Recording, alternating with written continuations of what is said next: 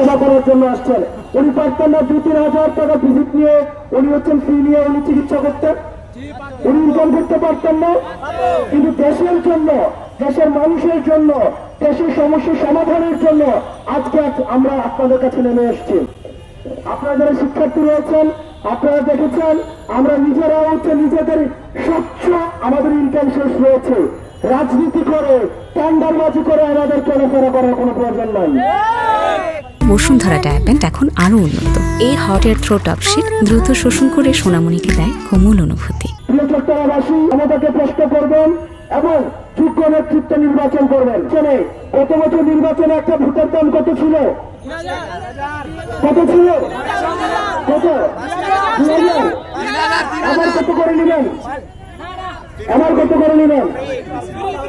আমাদের দেশের নেতারা রাস্তার টাকা খেয়ে চরবাজি করে, আমাদের দেশের নেতারা গরিবের সম্পদ লুণ্ঠন করে, আর আমাদের দেশের ভোটাররা ভোট বিক্রি করে দেয়।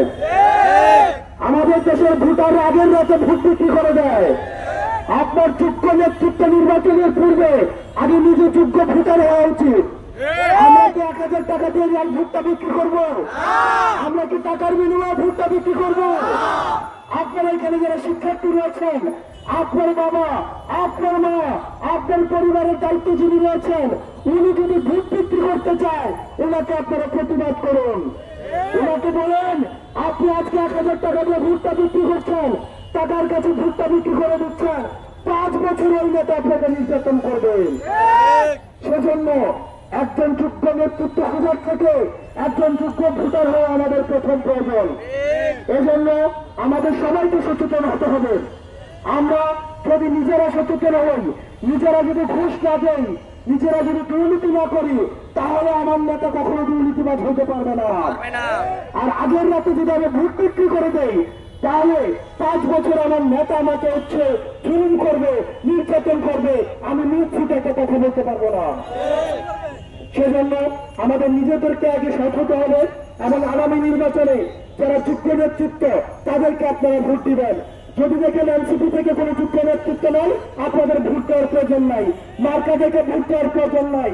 যে আপনার সেবা করবে তাকে আপনারা ভোট দিবেন। যার জাতির কাছে কমিটমেন্ট রয়েছে, দেশের কাছে কমিটমেন্ট রয়েছে, আপনারা তাদেরকে ভোট দিবেন। আপনারা ভালো থাকবেন, সুস্থ থাকবেন। আপনাদের সাথে লড়াই সংগ্রামে আবার দেখা হবে। ইনকিলাব জিন্দাবাদ। For more updates, follow us on Facebook, subscribe our YouTube channel, get the latest update on www.daily-sun.com.